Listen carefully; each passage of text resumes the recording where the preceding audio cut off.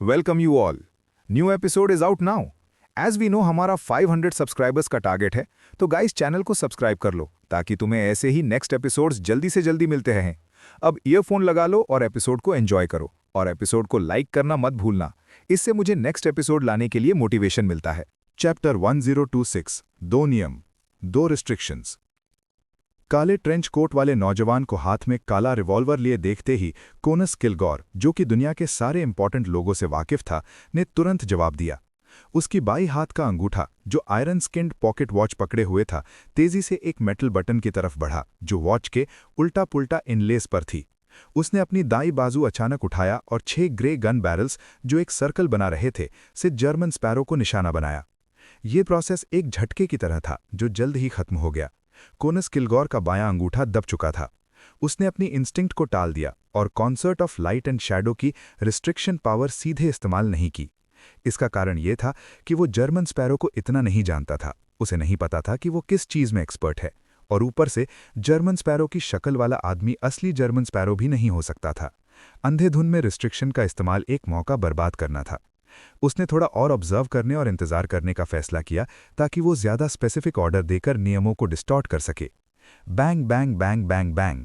अजीब रिवॉल्वर ने एक डिस्पेयर की चिल्ली निकाली और काले बर्फ जैसी गोलियों का तूफान उगल दिया जो लाल चांद के नीचे दुश्मन को घेर लिया। इस पल जर्मन स्पैरो का अक्स ट्रांसपेरेंट और इनकॉर्पोरियल हो गया। इसी समय गोलियों ने काले ट्रेंच कोट वाले टारगेट को चीर दिया, उसके पीछे छोड़े हुए आफ्टर इमेज को फाड़ कर रख दिया। और कोनस किलगॉर के पीछे जर्मन स्पैरो, जिसके चेहरे पर ठंडी भावना थी, तेजी से प्रकट हुआ। उसका जिस्म आधा झुका हुआ था और वो आगे की तरफ झुक रहा था। उसके सिर पर काला टॉप हैट लाल चांद की रोशनी में खून की तरह लाल दिख रहा था। उसने अचानक अपने हाथ का काले नाले वाला रिवॉल्वर उठाया, मुख थोड़ा खोला, निशाना लिया और ट्रिगर दबा दिया। बैंग। कोनस किलगॉर के दाईं तरफ का फ्लोरबोर्ड अनगिनत टुकड़ों में फूट गया। जर्मन स्पैरो की गोली बिल्कुल ही चूक गई थी और उसकी डिस्ट्रक्टिव पावर भी क्लियरली कम थी। ये था एक अर्ल ऑफ द फॉलन की डिस्टॉर्शन पावर। इसने गोली की ट्रेजेक्ट्री को डिविएट किया और उसकी ताकत को कमजोर कर दिया।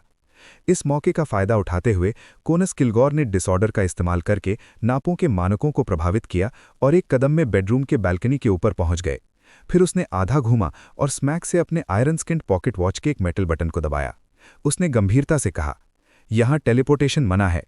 खामोशी से मेगर मैनर, जो बड़े लाल चांद से रोशन हो रहा था, एक अनजान बदलाव आया।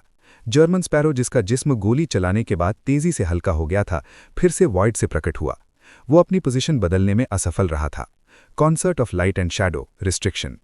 कोनस किलगॉर के लिए चाहे जर्मन स्पैरो किसी भी चीज में एक्सपर्ट क्यों ना हो, उसे तुरंत उसकी ऑब्वियस टेलीपोर्ट करने की क्षमता को रिस्ट्रिक्ट करना ही था।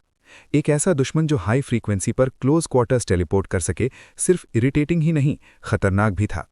अपनी टेलीपोर्टेशन के फेल होने को महसूस करते हुए जर्मन स्पैरो के चेहरे की भावना वहीं की वहीं थी।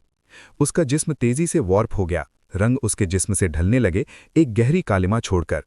ये गहरी कालिमा अचानक जमीन पर बिखर गई, उस इलाके की छायाओं में घुल मिल गई जहां चांद की रोशनी नहीं पहुंचती थी, जिससे उसे पहचानना मुश्किल हो गया। Bang bang bang bang bang.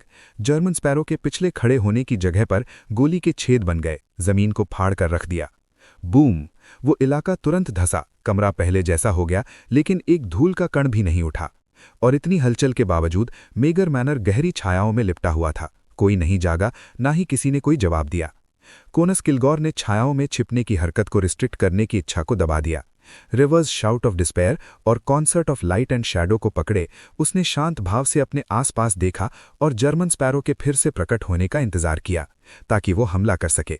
लेकिन धसे हुए कमरे के अंदर छायाएं खामोश थी और कोई हरकत नहीं थी, और खिड़की के बाहर स्टीपल और चिमनियां अभी भी ठंडी सर्दियों वाले अंधेरे में डूबी हुई थीं।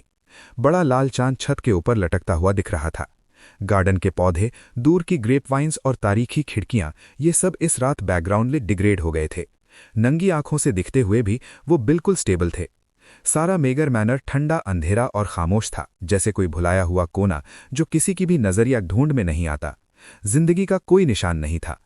एक डेमीगॉड होने के नाते, एक इंटेलिजेंस कम्युनिटी के इंपॉर्टेंट फिगर होने के नाते, कोनस किलगॉर के मन में तुरंत एक थ्योरी आई। उसे शक हुआ कि ये शख्स कंसीलमेंट के अधिकार से जुड़ा है। इससे उसके मन में कई विचार आए, लेकिन जर्मन स्पैरो कहीं नहीं दिख रहा था। उसने स्नीक अटैक तक नहीं किया और बैनाज ऑफ अटैक्स का मौका भी छोड़ दिया। मुझे इतने ओपनिंग्स दे दिए, क्या उसे नहीं पता कि एक हाई सीक्वेंस लॉयर या आर्बिटर लड़ाई से पहले तैयार हो जाए तो उसे डील करना बहुत मुश्किल हो जाता है। कोनस किलगॉर के मन में एक झलक सी आई। अपने आसपास के ऑब्जर्वेशंस और रिलेटिवली नॉन अर्जेंट सिचुएशन का इस्तेमाल करते हुए उसने तुरंत अपनी करंट प्रेडिकमेंट को समझ लिया। उसे पता था कि जर्मन स्पैरो को हराना मुख्य नहीं था, बल्कि इस छिपे हुए संसार से निकल जाना था। अगर वो इस जगह से नहीं निकल पाया तो उसे और खतरे का सामना करना पड़ सकता है। बस मुझे इस डार्क स्टाइल मेगर मैनर से निकल जाना है, चाहे फरिश्ते ही क्यों ना आ जाएं। मैं बैकलैंड में हूं। ऐसे आर्टिफिशियल कंसील्ड वर्ल्ड्स में एक ओपनिंग होनी ही चाहिए। ये मिस्टीरियस वर्ल्ड का एक ऐसा नियम है जिसे टाला नहीं जा सकता, और नियमों का इस्तेमाल और डिस्टॉर्शन लॉयर पाथवे के डेमिगॉड्स इसमें एक्सपर्ट हैं। कोनस किलगॉर के मन में कई विचार आए और उसने तुरंत एक फैसला किया। उसने अचानक घूमा और बैल्कनी से कूद पड़ा, जैसे कोई छूटी हुई स्प्रिंग हो। ये फौजी डेमिगॉड तुरंत एक ऊंचाई तक पहुंच गया, लेकिन उसकी रफ्तार कम नहीं हुई, ना ही गिरने के कोई निशान दिखे। उसने इसी रफ्तार को मेंटेन किया और ऊंचाई की तरफ बढ़ता गया, इस तरह उड़ान भर रहा था। Earl of the fallen exploit. ये नियमों का एक्सप्लॉइटेशन था। कूदने की प्रोसेस को लंबा करके वो इसे ज्यादा देर तक मेंटेन कर सकता था। अगर कोनस किलगॉर सीक्वेंस 2 एंजल बन जाता तो वो इस बियॉन्ड पावर से लाल चांद तक भी कूद सकता था। हवा में कूदते हुए कोनस किलगॉर ने अपनी दाईं बाजू हिलाई और अपनी डिसऑर्डर बियॉन्ड पावर छोड़ दी। वो इस अजीब संसार में मेगर मैनर में एक खास लेवल का डिसऑर्डर पैदा करना चाहता था। असली एग्जिट फिर जनरेट किए गए रिपल से खुल जाएगा। एक पल में मेगर मैनर के बैकग्राउंड में फूल और ग्रेप वाइन्स हिलने लगे। काले स्टीपल, चिमनियां और तारीखी खिड़कियां एक हल्की सी छायाओं से ढक गए। पूरे संसार में सिर्फ वो लाल चांद जो उनके सामने था नहीं बदला, वो आसमान में खामोशी से लटकता रहा। वही एग्जिट है। कोनस किलगॉर ने डिसऑर्डर से पैटर्न्स पकड़े और कुछ एक्चुअल फीडबैक का इस्तेमाल करके एग्जिट की जगह तय कर ली। बिना किसी झिझक के उसने अपनी कमर में ताकत लगाई और मैग्नीफाई का इस्तेमाल करके जबरदस्ती अपनी दिशा बदल ली, जिससे वो तेज लाल चांद की तरफ दौड़ पड़ा। इस पल मेगर मैनर के सामने एक अक्स प्रकट हुआ। वो और कोई नहीं, ठंडे चेहरे वाला जर्मन स्पैरो था, जो काला ट्रेंच कोट और आधा टॉप हैट पहने हुए था। वूश! एक ताकतवर हवा अचानक से उभरी, जर्मन स्पैरो को ऊपर उठाकर कोनस किलगॉर के पीछे दौड़ाई। हवाओं के बीच उसने अपने दाएं हाथ का आयरन ब्लैक रिवॉल्वर उठाया और ट्रिगर दबा दिया। बैंग! एक गोली निकलकर अनगिनत टुकड़ों में फूट गई। फिर वो एक तूफान बन गई जो कोनस किलगॉर की तरफ बहती चली गई। डेथ नेल, स्लॉटर, ये था एक बैराज ऑफ अटैक्स। इसके लगभग एक ही समय कोनस किलगॉर बिना किसी वार्निंग के अपनी दिशा बदलकर चांद की तरफ दौड़ने की बजाय नीचे की तरफ गिर पड़ा। इस नतीजे में वो बुलेट स्टॉर्म के हमले से बच गया, जैसे वो इसके लिए पहले से तैयार था। नहीं, ऐसा नहीं था, वो तैयार था। हालांकि उसका मुख्य लक्ष्य बदले हुए मेगर मैनर से भागना था, लेकिन उसे फिर भी चिंता थी कि जर्मन स्पैरो मौके का फायदा उठाकर उस पर हमला कर देगा। इसलिए उसने एक सरल ट्रैप सोचा, अपने भागने को बेट बनाकर छिपे हुए जर्मन स्पैरो को बाहर निकालना चाहा, ताकि वो अपने दुश्मन पर गहरा हमला कर सके। आधे रास्ते में कोनस किलगॉर का अक्स अचानक से लौट आया। उसने अपनी दिशा को डिस्टॉर्ट कर लिया था। इस बार उसका निशाना था अगला पॉइंट जहां जर्मन स्पैरो उड़ रहा था। इसके तुरंत बाद उसने अपने पॉकेट वॉच वाले बाएं हाथ को पीछे खींचा और हवा से ही जर्मन स्पैरो को पकड़ लिया। उसे लगभग 100 मीटर की दूरी से इंचों के फासले तक खींच लाया। Earl of the fallen, magnify. Whoosh! चिल्लाती हुई हवाओं के बीच कोनस किलगॉर ने जर्मन स्पैरो के कपड़े पकड़े और अपने दाएं हाथ का अजीब रिवॉल्वर आगे बढ़ाया। Bang bang bang bang bang! Reverse shout of despair ने मशीन गन की तरह अनगिनत गोलियां छोड़ी और जर्मन स्पैरो के जिस्म को उड़ते हुए कागज के टुकड़ों में फाड़ कर रख दिया। कोनस किलगॉर की नजर थोड़ी सी जकड़ी। उसने तुरंत अपनी बाईं उंगली हिलाकर पॉकेट वॉच के एक मेटल बटन को दबा दिया। क्लिक के साथ इस अर्ल ऑफ द फॉलन ने बिना झिझक के दबदबे से कहा, यहां स्टैंड इन्स मना है। जब ही उसने ये कहा, चिल्लाती हुई हवा रुक गई। मेगर मैनर फिर से खामोशी में डूब गया, जैसे अंधेरी छायाओं ने उसे लपेट लिया हो। कोनस किलगॉर ने दिशा बदलकर हवा में घूरने लगा, जर्मन स्पैरो को ढूंढने के लिए, लेकिन अंधेरी रात के आसमान में कोई अबनॉर्मैलिटी नहीं थी। इस अर्ल ऑफ द फॉलन ने थोड़ी देर झिझक कर बड़े लाल चांद की तरफ दौड़ना जारी रखने की तैयारी की। इस पल गार्डन, विनयार्ड और मेन बिल्डिंग में अक्स प्रकट हुए। वो या तो बढ़े या लंबे हुए, तेजी से शेप लेते हुए। उन सब के काले बाल और ब्राउन आंखें थीं, तीखे खाके। वो सब सिल्क टॉप हैट और काला ट्रेंच कोट पहने हुए थे। वो सब जर्मन स्पैरो थे। सिर्फ फर्क ये था कि कुछ नॉर्मल बिल्ड के थे, कुछ की पीठ अंदर दबी हुई थी, बाकी मोटे या फिर सिर्फ एक पतली सी परत। ये दृश्य देखते ही कोनस किलगॉर को एक खतरनाक दुश्मन याद आया, जिसका उसने कभी सामना किया था। इंटिस के इंटेलिजेंस डिपार्टमेंट के एक लीडर का, एक बिजारो सॉर्सरर का। जब कोनस किलगोर ने समझा कि उसका दुश्मन किस बियॉन्डर पाथवे से है, तो गार्डन, विनयार्ड और मेन बिल्डिंग में मौजूद सारे गवर्नमेंट स्पैरोज ने अपनी बाईं हाथ उठाएं। उन्होंने अपनी बीच वाली, उंगलियों वाली और छोटी उंगली को मोड़ा और अपनी तर्जनी और अंगूठे को फैलाया। उन्हें एक सरल सी बंदूक का आकार दे दिया। तर्जनी, जो नाले और मुंह को दिखाती थी, हवा में कोनस किलगोर की तरफ निशाना ली और फिर उनकी बाजू अचानक रिकॉयल की वजह से ऊपर उठ गई। Bang bang bang bang bang.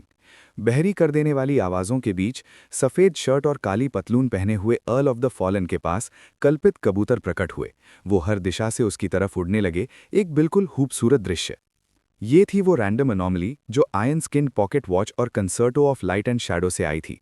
इसने एयर कैनन्स जो घरों को उड़ा सकती थीं, अमन के कबूतरों में बदल दिया, जो किसी खतरे का कारण नहीं थे। डिसऑर्डर का इस्तेमाल करके दुश्मन के कलेक्टिव वॉली को डिसरप्ट करने के बाद कोनस किलगोर को कबूतरों को उड़ते और हवा में बिखरते देखकर कोई हैरानी नहीं हुई। वो इसके लिए पहले से ही दिमागी तौर पर तैयार था। वो सालों से इस सील्ड आर्टिफैक्ट के नेगेटिव इफेक्ट्स झेल रहा था। इस मौके का फायदा उठाते हुए उसने कोई झिझक नहीं दिखाई और अपने हाथों, जो आयन स्किन पॉकेट वॉच और रिवॉल्वर पकड़े हुए थे, आपस में टकराने के लिए उठाए। ये था डिस्टॉर्शन, जो उसके नीचे मौजूद सारे गवर्नमेंट स्पैरोज को निशाना बना रहा था। कोनस किलगोर के लिए एक बिजारो सॉसरर से लड़ते वक्त सबसे परेशानी की बात यह थी कि वो ये नहीं बता पाता था कि उसका सामना करने वाला मैरिनेट है या असली शख्स, जब तक मैरिनेट बहुत ही क्रूड लेवल का ना हो। इसलिए उसके पास कई बियॉन्डर पावर्स थीं जिन्हें वो इस्तेमाल नहीं कर सकता था, क्योंकि वो मैरिनेट्स पर असर नहीं करती थीं।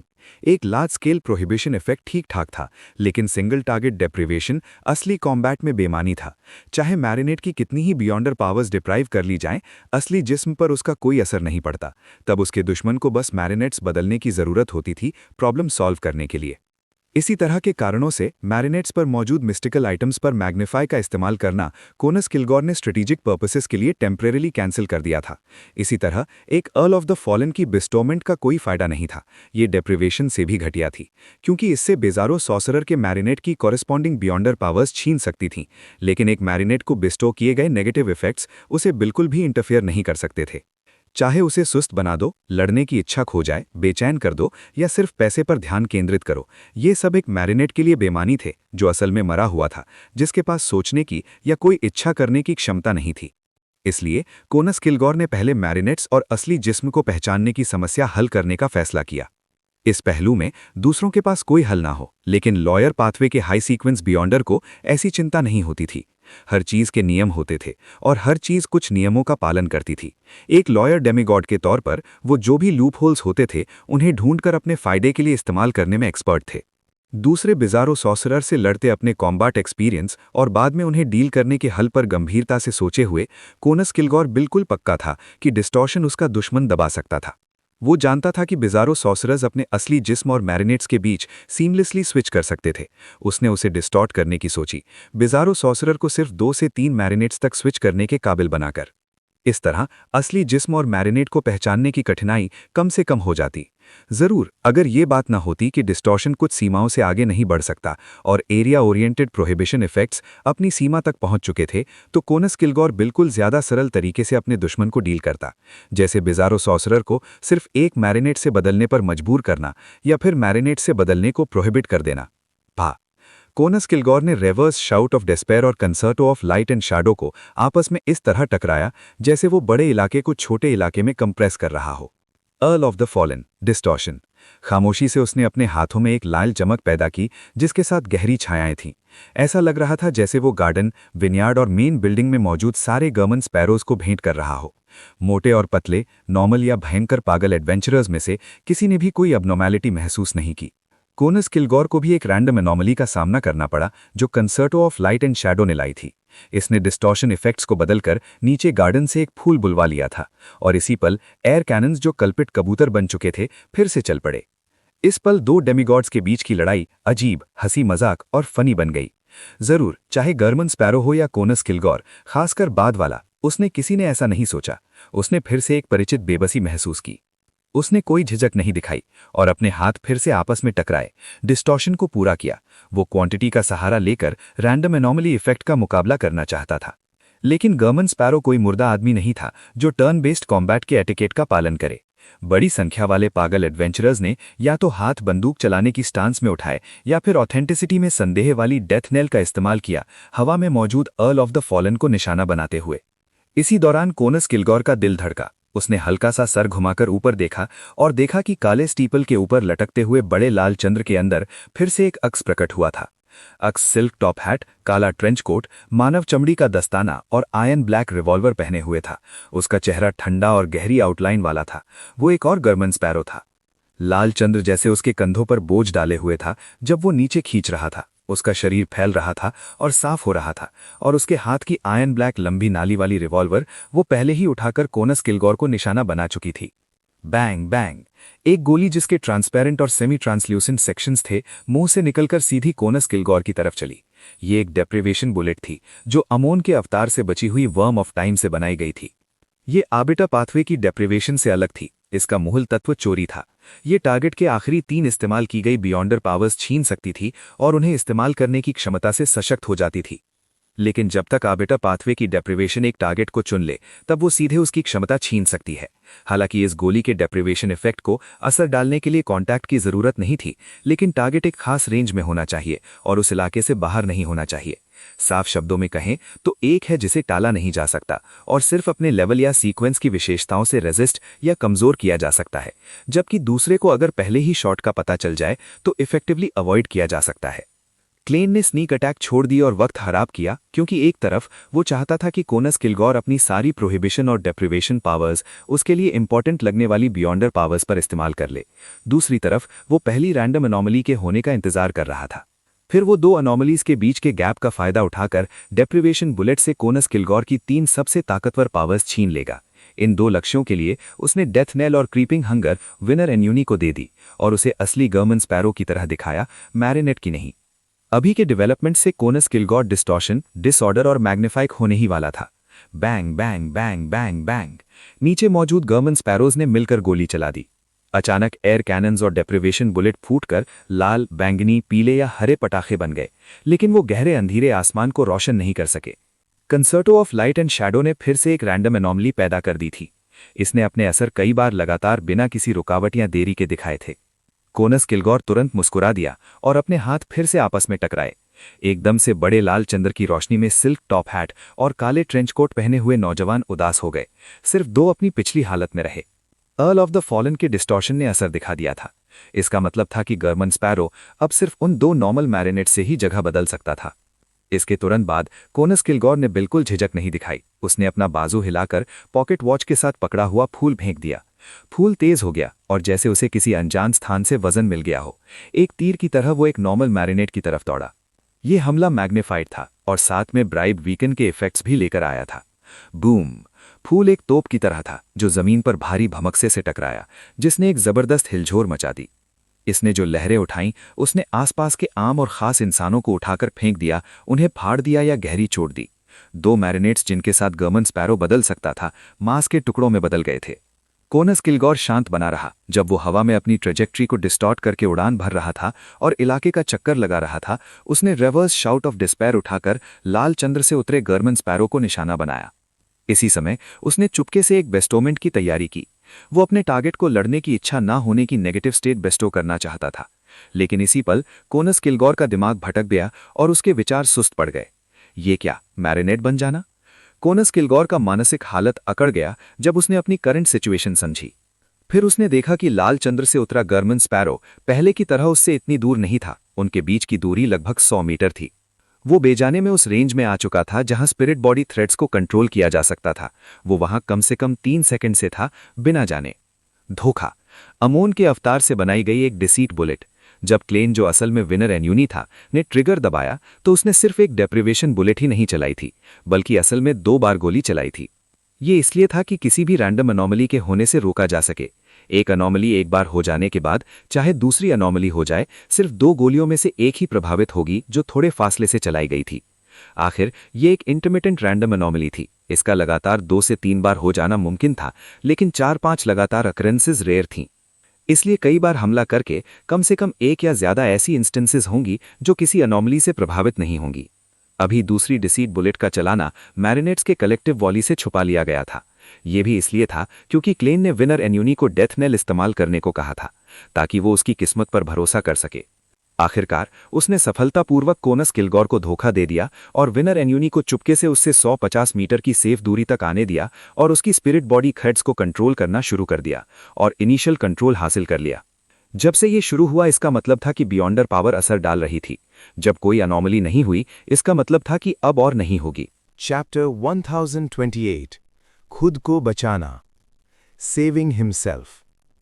बुराई हो गई, मेरी स्पिरिट बॉडी थ्रेड्स उसके कब्जे में आ गई हैं। फेसलेस बियॉन्डर्स, मैरियोनेटिस्ट्स या बिजारो सॉर्सरर से मिल चुकने के बाद और सीनियर बियॉन्डर्स और डेमीगॉड से लड़ चुकने के बाद कोनस किलगॉर इस प्रिडिगमेंट से अनजान नहीं था। वो इससे काफी जानता था, इसलिए उसे अच्छी तरह पता था कि वो एक घातक जाल में फंस चुका है। बचने के लिए उसके पास बचे हुए 15 सेकंड से ज्यादा नहीं थे, और इन 15 सेकंड्स में उसके विचार और भी सुस्त होते जाएंगे और हल ढूंढने की रफ्तार धीमी पड़ती जाएगी। आखिर तक एक हल सोचने में ही उसे कई सेकंड्स लग जाएंगे। फिर भी उसके अकड़े हुए और सुस्त शरीर को अपने विचारों को अमल में लाने के लिए काफी वक्त चाहिए। इसका मतलब था कि उसके पास लगभग 10 सेकंड्स थे। जरूर उसने आखिरी कुछ सेकंड्स के लिए करस्पॉन्डिंग रिस्पॉन्स सोचा था। वो था अपने शरीर का कंट्रोल छोड़कर अपना मिथिकल क्रीचर रूप प्रकट करना। इससे वो मैरिनेट बनने में लगने वाले वक्त को देर आ सकता था और फिर अपनी मौजूदगी से दुश्मन को डिस्टर्ब करके उसे किसी हद तक नुकसान पहुंचा सकता था। लेकिन ऐसा करते हुए, चाहे वो मैरिनेट बनने की किस्मत से बच भी जाए और अपने दुश्मन को हरा भी दे, कोनस किलगॉर को जिंदा रहने में ज्यादा भरोसा नहीं था। वो कोई ऐसा डेमीगॉड नहीं था जो आसानी से अपने इंसानी रूप और मिथिकल क्रीचर रूप के बीच स्विच कर सके। उसे भरोसा नहीं था कि वो मिथिकल क्रीचर रूप में अपनी विवेक को कायम रख पाएगा। दूसरे शब्दों में, अपने मिथिकल क्रीचर रूप को छोड़कर मैरिनेट बनने की किस्मत से बचने का नतीजा शायद ये होता कि इंसान कोनस किलगॉर मर जाता और एक उसी नाम का मॉन्स्टर उसका शरीर कब्जा कर लेता। इस नतीजे के कारण कोनस किलगॉर ऐसी कोशिश तब तक नहीं करता जब तक बिल्कुल जरूरी न हो, जब उसके विचार अभी भी उतने सुस्त नहीं थे और जब वो अपने कानों में रेवर्स शाउट ऑफ डिस्पेयर सुन सकता था। इस फौजी डेमीगॉड ने तुरंत अपना पहला खुद को बचाने का प्लान बनाया। उसने अपने दाएं अंगूठे को एक रफ्तार से हिलाया जो धीमी नहीं थी। Earl of the fallen, magnify. Conus नहीं चाहता था कि वो अपनी किसी खास हालत या किसी खास सील्ड आर्टिफैक्ट के हमले को मैग्नीफाई करे, बल्कि उसका इस्तेमाल रिवर्स शाउट ऑफ डिस्पेयर के साइड इफेक्ट्स को मैग्नीफाई करने के लिए किया जाए। ये खास रिवॉल्वर इस्तेमाल करने वाले को बीच बीच में डिस्पेयर की चील सुनाता है, जो गॉडहुड के बिना क्रीचर्स के लिए काफी गंभीर ब्लो था। उन्हें आसान से कंट्रोल खो देने, पागलपन, मानसिक ब्रेकडाउन या माइंड ब्लैंक होने के किनारे पर ढकेल देता है। और सीक्वेंस 4 पर जब उसके शरीर में मिथिकल क्रीचर की विशेषताएं आ जाती हैं, तो चील के असर बहुत कम हो जाते हैं। कोनस किलगॉर के लिए ये चील उसके दिमाग को भटकाने और चिड़चिड़े मूड स्विंग्स पैदा करने के लिए काफ़ी थी।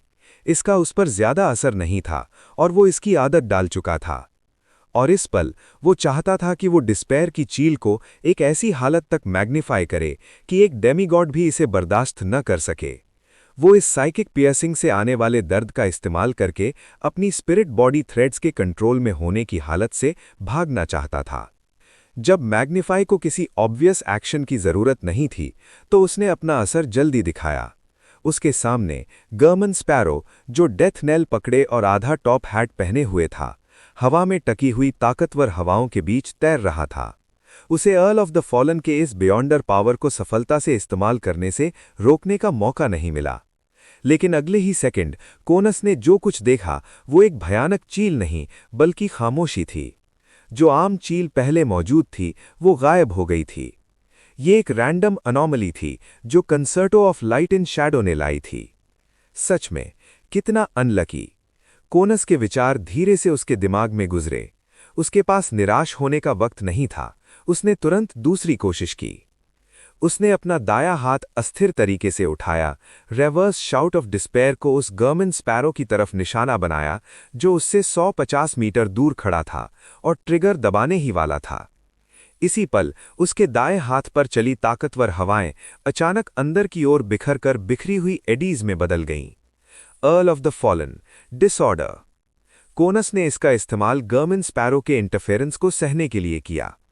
इसके बाद धड़क की आवाज का सिलसिला शुरू हुआ। मशीन गन की तरह रिवर्स शाउट ऑफ डिस्पेयर ने खतरनाक गोलियां निकालती रहीं, रुके बिना। गर्मिन स्पैरो का काला ट्रेंच कोट से ढका जिस्म बार बार हिलता रहा, लेकिन उसे कोई गोली नहीं लगी। गोलियां उसकी आउटलाइन को छूती हुई दूर तक जा पहुंची, खिड़कियों और दीवारों को चीरकर इमारतों में से एक को खामोशी से गिरा दिया। Bang bang bang bang. आगे की बुलेट स्टॉर्म ने अपना बराज जारी रखा और आखिरकार गर्मिन स्पैरो बार बार लग गई। खून के छिटकते हुए गर्मिन स्पैरो ताकतवर हवाओं में कागज के पुतले की तरह हिलता और हिलता रहा, जैसे किसी भी पल फटा फटा हो। Bang bang bang. अजीब रिवॉल्वर ने आखिरकार अपनी चील बंद कर दी और सिर के अलावा गर्मिन स्पैरो के शरीर पर बुरे बुरे खुले छेद बन गए। आमतौर पर यह बिल्कुल वो हालत थी जो सिर्फ मरे हुए लोगों की होती है, लेकिन गर्मिन स्पैरो स्पिरिट बॉडी थ्रेड्स को कंट्रोल करता रहा जैसे कुछ हुआ ही ना हो। उसके शरीर पर आई हुई अजीब चोटें धीरे लेकिन दृढ़ तरीके से ठीक होती गईं। ये था फ्लावर ऑफ ब्लड का असर। ये गर्मिन स्पैरो असल में एनुनी था। इस स्टॉर्म जैसी हमले में वो इसलिए नहीं मरा क्योंकि उसने अपनी जमा की हुई सारी किस्मत खाली कर दी थी, और इसलिए भी क्योंकि कोनस किलगॉर काफी अनलकी था। और गोलियों की वो डिस्पेयर की चील एक मैरियोनेट के लिए कुछ भी नहीं थी।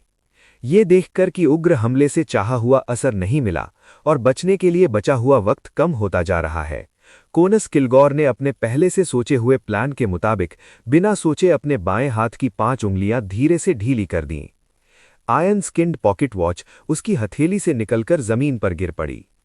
इतने क्रिटिकल मौके पर कोनस किलगॉर ने निश्चय से कंसर्टो ऑफ लाइट एंड शैडो को छोड़ दिया और उसे बैटलफील्ड से दूर रखने का फैसला किया, ताकि उसके रैंडम अनोमलीज के असर से बचा जा सके।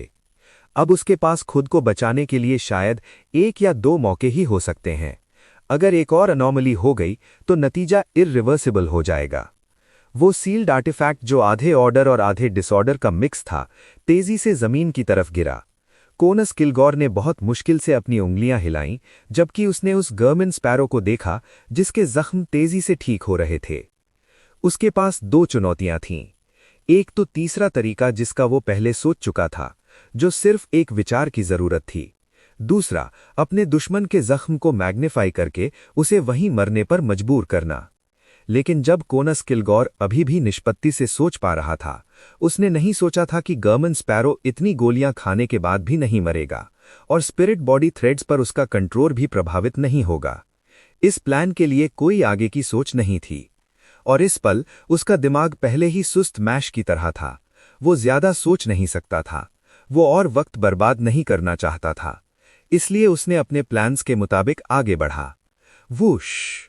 गर्मिन स्पैरो, जो ट्रांसपेरेंट ग्लव और आयरन ब्लैक रिवॉल्वर पहने हुए था, के आसपास की ताकतवर हवाएं जो उसे संभाले हुए थीं, अचानक तेज हो गईं और उसे ऊपर की तरफ ले गईं। वूश! ताकतवर हवाओं की मदद से गर्मिन स्पैरो बड़े लाल चांद की नजर के नीचे काले आसमान की तरफ दौड़ पड़ा। Earl of the fallen, magnify. वो ताकतवर हवाएं जो गर्मिन स्पैरो को उड़ने में मदद कर रही थीं, उन्हें मैग्नीफाई करके एक हरिकेन बना दिया गया। इस तरह उसके और कोनस किलगॉर के बीच की दूरी 150 मीटर से आगे बढ़ जाती। इससे बाद वाले को मैरियोनेट बनाने की प्रोसेस बंद हो जाती। अपना लक्ष्य हासिल करते देख कोनस किलगॉर, जिसने अभी तक अपनी आज़ादी नहीं पाई थी, का चेहरा धीरे धीरे कॉम्प्लेक्स होता गया। हरिकेन तेजी से फैला और उसकी तरफ बढ़कर उसे अपनी गहराई में ले लिया और ऊपर फेंक दिया। इसने उसके और गर्मिन स्पैरो के बीच की दूरी खोलने में नाउम्मीदी कर दी। वो सच में अनलकी था। रात के आसमान के नीचे चांदनी के बीच 2 अक्स छोटे होते गए। जल्द ही हरिकेन नॉर्मल हो गया और उनका मोमेंटम धीरे धीरे कम होने लगा। इस मौके का फायदा उठाते हुए कोनस किलगॉर का लगभग जमा हुआ दिमाग एक और विचार ले आया। रुको! उसने अपनी उड़ान की ताकत को मेंटेन करना बंद कर दिया और ग्रेविटी का इस्तेमाल करके मीटियोर की तरह नीचे गिरा, ताकि गर्मिन स्पैरो से दूरी तेजी से बढ़ा सके। फिर उसने गर्मन स्पैरो की हवा को कंट्रोल करने और उसका पीछा करने की क्षमता को नजरअंदाज करके अपनी बाई बाजू को ऐसे हिलाया जैसे वो जंग से भरी हो। ये था एक दरवाजा बंद करने की हरकत। वो एक अर्ल ऑफ द फॉलन की डिस्टॉर्शन का इस्तेमाल करके हवा में दीवार जैसी सीर बनाना चाहता था, गर्मन स्पैरो और उसके बीच एक रोक क्रिएट करना, ताकि वो उसका पीछा न कर सके। इस पल नीचे मौजूद मैरियोनेट्स, जो गर्मन स्पैरो थे, उन्होंने अपनी बाई बाजू उठाई और बंदूक चलाने की जेस्चर बनाई। बैंग बैंग बैंग बैंग गोलियां निकलीं, हवा में मौजूद कोनस किल्लार को घेर लिया। शॉक वेव्स के बिखरने के बाद कोनस किलगॉर कई खून से भरे छेदों से ढक गया। दर्द और पहली कुछ गोलियों के लगने से शरीर के हिलने की वजह से वो आखिर स्पिरिट बॉडी थ्रेड्स के कंट्रोल में होने की हालत से बाहर आ गया। उसके विचार की रफ्तार तेजी से वापस आ गई। इसके बाद उसने क्रिटिकल मौके पर आने वाले वॉली को डिसऑर्डर किया और अपने जख्म को डिस्टॉर्ट करके खुद को मरने से बचा लिया। उसे सिर्फ गंभीर चोट लगी। और ऊपर से नीचे आता हुआ गर्मन स्पैरो, जिसके पास कई मिस्टिकल आइटम्स थे, उसे नजर ना आने वाली दीवार ने रोका। वो पीछे नहीं आ सका। एक और डिस्टॉर्शन के साथ कोनस किलगॉर के गिरने की रफ्तार धीमी हुई और वो हल्के से जमीन पर उतर गया। कुछ और करने से पहले उसका शरीर फिर से जम गया और वहीं अकड़कर खड़ा हो गया। उसे महसूस हुआ कि चैप्टर 1029 खंडहार नंबर 1। नहीं, क्वानस किलगॉर वहीं खड़ा रहा। उसके दिल में एक ताकतवर डिस्पेयर का एहसास उभर आया। एक फौजी डेमीगॉड होने के नाते जो कई खतरों का सामना कर चुका था, उसे अपनी करंट सिचुएशन की साफ समझ थी। वो मौत के कदमों की आहट पहले ही सुन सकता था।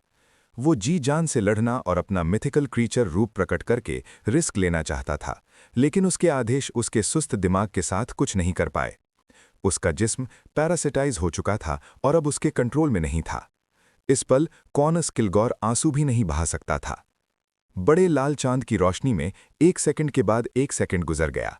अचानक कॉनस किलगॉर ने अपना बायां हाथ उठाया और अपने क्रू हेयरकट को छुआ। वो पहले ही क्लाइंट का मैरियोनेट बन चुका था। असल में उसे आखिरी पल तक एक मौका था। पैरासाइट इफेक्ट इतना लंबा नहीं था कि उसे मैरियोनेट बना दे। उसके पास 2 से 3 सेकंड्स थे अपना मिथिकल क्रीचर रूप प्रकट करने के लिए। लेकिन समस्या ये थी कि उसके जिस्म पर मिसडायरेक्शन और डिसीट के असर भी थे। वक्त गुजरने के साथ उसके विचार और भी सुस्त होते गए और वो उस छोटी सी अपॉर्चुनिटी को पकड़ नहीं पाया। क्लाइन ने अपने नए मैरियोनेट की तरफ देखा और खामोशी से सांस छोड़ी। उसने साफ और चमकते लाल चांद की तरफ देखते हुए कहा, हो गया। बड़े लाल चांद के बीच एक काला बिंदु अचानक से प्रकट हुआ और आसमान से उतरा। वो कोई और नहीं, एवरनाइट चर्च की arch bishop servant of concealment Ariana थीं, जो एक सीधी चोगा पहने हुए थीं जिसके कमर में छाल की पट्टी थी। इस छुपे हुए संसार में इस तपस्वी ने कोई बियॉन्डर पावर्स का इस्तेमाल न करते हुए हवा में तैर रही थीं। उसने नीचे अर्ल ऑफ द फॉलन की तरफ नजर डाली। उसने हल्के से अपना दायां हाथ उठाया और कॉनस किलगॉर की थोड़ी धुंधली सी आत्मा फौजी डेमीगॉड के सिर से निकल आई। इस नतीजे में क्लाइन ने अपने मैरियोनेट पर अपना कंट्रोल खो दिया। इस पर उसको ज्यादा हैरानी नहीं हुई, क्योंकि उसने स्पिरिट बॉडी थ्रेड्स के जरिए कोई वर्म ऑफ स्पिरिट नहीं भेजी थी। मैरियोनेट पर उसका कंट्रोल असल में अभी भी सीक्वेंस 5 स्टेट में था, डेमीगॉड लेवल का नहीं। तुम अभी कहाँ गए थे? आरियाना ने शांत भाव से पूछा, कॉनस किलगॉर की आत्मा की तरफ देखते हुए। कॉनस किलगॉर के चेहरे पर थोड़ी सी बिगड़ आई, फिर उसने जवाब दिया, खंडहार नंबर 1। ये कोई कॉन्ट्रैक्चुअल प्रॉमिस है या साइकोलॉजिकल क्यू? क्लाइन, जो साइड से स्पिरिट चैनलिंग देख रहा था, ने अर्ल ऑफ द फॉलन के रिएक्शन से कुछ महसूस किया। लेकिन इससे कुछ फर्क नहीं पड़ा, क्योंकि वो एक छुपे हुए संसार में थे जिसका किसी को पता नहीं था या महसूस नहीं कर सकता था। वो खंडहार कहाँ है? वो पहले किसका था? उसका क्या इस्तेमाल हो रहा है? एवरनाइट गॉडेस की एक आर्च बिशप और करस्पॉन्डिंग पाथवे की एक फरिश्ते होने के नाते आरियाना के पास कंसीलमेंट में एक खास मात्रा में अधिकार था। इसलिए उसने सबसे सरल सवालों से शुरू किया, बल्कि सीधे मुद्दे पर आई। उसे किसी भी एक्सीडेंट का डर नहीं था। कॉनस किलगॉर की आत्मा थोड़ी सी कांपी, जैसे वो ऑटोमेटिकली फूट जाएगी, लेकिन आखिरकार कुछ नहीं हुआ। उसने हिचकिचाते हुए जवाब दिया, वो खंडहार टसक रिवर के स्टर्ल वेन सेगमेंट के गहरे अंडरग्राउंड में है। इसमें एक सेटअप है जो डिविनेशन और प्रोफेसी की ताकतों को इंटरफेयर करता है। स्टर्ल वेन सेगमेंट ये उस पहाड़ से काफी दूर है जहां मिस्टर ए था और जहां से तुम गायब हुए थे। लगता है तुम बहुत कॉशियस थे। वो पॉइंट टू पॉइंट टेलीपोर्ट के इफेक्ट्स मेरे एक्सपेक्ट किए से ज़्यादा थे। क्लाइन ने तुरंत बैकलैंड के नॉर्थ वेस्टर्न आउटस्कर्ट्स की टेरेन की एक तस्वीर अपने मन में बना ली। कॉनस किलगॉर जवाब देता रहा। वो खांडार ब्लड एम्परर एलिस्टर ट्यूडर का था। मुझे नहीं पता अब उसका क्या इस्तेमाल हो रहा है। मैं खांडार की गहराई में नहीं जा सकता और सिर्फ लोगों और सामग्री को भेजने का जिम्मेदार हूं, जो कई तरीकों से हासिल की जाती है। ब्लड एम्परर एलिस्टर ट्यूडर का नाम सुनकर आर्याना खामोश हो गई। लगभग 3 सेकंड के बाद उसने पूछा, तुमने कौन सी सामग्री हासिल की? इस बार कॉनस किलगॉर ने ज्यादा रेजिस्टेंस नहीं दिखाई। उसने उन्हें लिस्ट किया, जिसमें बड़ी मात्रा में मर्क्यूरी, आयन ओर और अलग अलग डोमेन्स की रिचुअल मटेरियल्स शामिल थीं। क्लाइन इससे कोई इफेक्टिव जानकारी हासिल नहीं कर पाया, क्योंकि यह सब कुछ बिल्कुल वेल राउंडेड था। कुछ भी किया जा सकता था।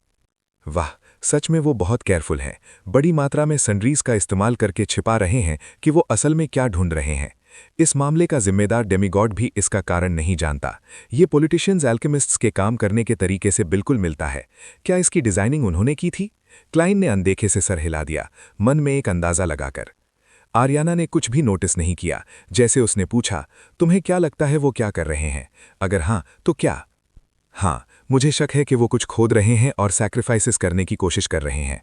कॉनस किलगॉर ने अपना जजमेंट बयान किया। आर्याना ने कुछ देर तक उसकी तरफ खामोशी से देखा और कहा, तुम्हें इस अंडरग्राउंड खांडार में किसने शामिल किया? कौन लोग हैं जो खांडार की गहराई में जा सकते हैं? कॉनस किलगॉर ने फिर से स्ट्रगल किया, लेकिन कोई अबनॉर्मैलिटी नहीं आई। उसने हिचकिचाते हुए कहा, मुझे मास्टर के आदेश मिले हैं। मैं डेमीगॉड बन सका क्योंकि उन्होंने मुझे फॉर्मूलाज, इंग्रेडिएंट्स और मौका दिया। उन्होंने मुझे कंसर्टो ऑफ लाइट एंड शैडो भी बख्शीश की, जिससे मैं सीक्वेंस 5 बियॉन्डर की तरह काम कर सकता हूं, चाहे मैं अपनी ताकत छिपा ना पाऊं। मास्टर के अलावा रॉयल फैमिली के 2 और डेमीगॉड गहराई में जा सकते हैं। उनमें से एक प्रिंस ग्रूव हैं और दूसरी डचेस जॉर्जिना। दोनों का लास्ट नेम ऑगस्टस है, लेकिन रॉयल फैमिली के पास सिर्फ 2 डेमीगॉड नहीं है। मिस जस्टिस इन दोनों के बारे में ज़्यादा नहीं जानती और कहा है कि वो कम ही सोशल इवेंट्स में हिस्सा लेते हैं। हाउस ऑफ लॉर्ड्स की उनकी सीट्स भी उनके बच्चों को दे दी जाती हैं। हाँ, डेमीगॉड लेवल पर चाहे उनके पास न मरने और न बुढ़ापे की बियॉन्डर कैरेक्टरिस्टिक्स न हो, 100 साल से ज़्यादा जीना कोई समस्या नहीं है। सच में उनके लिए ऑफिशियल पोस्ट संभालना और बार बार पब्लिक में आना उचित नहीं है। क्लाइन ने बहुत कोशिश की याद करने की, लेकिन कुछ और जमा नहीं कर पाया। आर्याना ने कुछ सेकंड्स तक खामोशी दिखाई, फिर अचानक पूछा, क्या तुमने अंडरग्राउंड खांडार में कॉरन से मुलाकात की है? वो कौन है? कॉनस किलगॉर ने कंफ्यूज होकर पूछा। आर्याना ने जवाब नहीं दिया और पूछना जारी रखा, इनके अलावा अंडरग्राउंड खांडार में और कौन से लोगों से तुम्हारी मुलाकात हुई है? कॉनस किलगॉर अपनी सुस्त हालत में बना रहा, जो स्पिरिट चैनलिंग की विशेषता है। डिमोनिस सेक्ट और पॉलिटिशियंस एल्केमिस्ट्स के लोग। पहले वाले का प्रतिनिधि डिस्पेयर नाइटिंगेल पनटिया था, लेकिन अब सेंट ऑफ वाइट कटरीना है। दूसरे में हिविन राम्बिस है। क्या वो अंडरग्राउंड खांडार की गहराई में गए थे? आर्याना ने मेटिकुलसली पूछा। मुझे नहीं पता, मैं हमेशा उनका पीछा नहीं कर रहा था। कॉनस किलगॉर में सर हिला दिया। कम से कम जब मैं उनसे मिला तो वो सब पेरिफेरी में थे। आर्याना ने और सवाल पूछे, दूसरे एंगल से मामले का जनरल आउटलाइन निकालने की कोशिश की, लेकिन साफ था कि जॉर्ज III की अरेंजमेंट्स फ्लॉलेस थीं। कॉनस किलगॉर जैसे डेमीगॉड को भी सिर्फ अपनी जिम्मेदारी वाले मिशन का पता था, और वो सिर्फ डेजिग्नेटेड रीजन्स में ही घूम फिर सकता था। वो ज़्यादा नहीं जान सकता था। कुछ सोचते हुए आर्याना ने अपना दायां हाथ ऊपर उठाया और हल्के से दबाया। कॉनस किलगॉर की आत्मा को उसके जिस्म में वापस ढकेल दिया। क्लाइन को अपने मैरियोनेट पर कंट्रोल वापस मिल गया। इसने क्लाइन को अंदर से उदास कर दिया। कंसीलमेंट का अधिकार सच में जबरदस्त है। अगर कभी मैम आर्याना ने मेरे मैरियोनेट से सवाल जवाब किए तो मुझे पता भी नहीं चलेगा। इस पल आर्याना ने घूमकर बैल्कनी पर मौजूद गर्मन स्पैरो से बात की। जॉर्ज III के साथ एक समस्या की बेसिक कन्फर्मेशन हो गई है, और ये भी कि अंडरग्राउंड खांडार कहाँ है। मैं तुरंत चर्च ऑफ स्टॉर्म्स और चर्च ऑफ स्टीम की आर्च बिशप से मिलूंगी, उन्हें कन्विंस करूंगी कि आज रात ही एक्शन लें और खांडार खोलें। जब तक मैं तुम्हें इन्फॉर्म नहीं करूंगी, कॉनस किलगॉर को कंट्रोल करके ऐसा बनाओ जैसे सब ठीक है, फिर उसे गायब करा देना।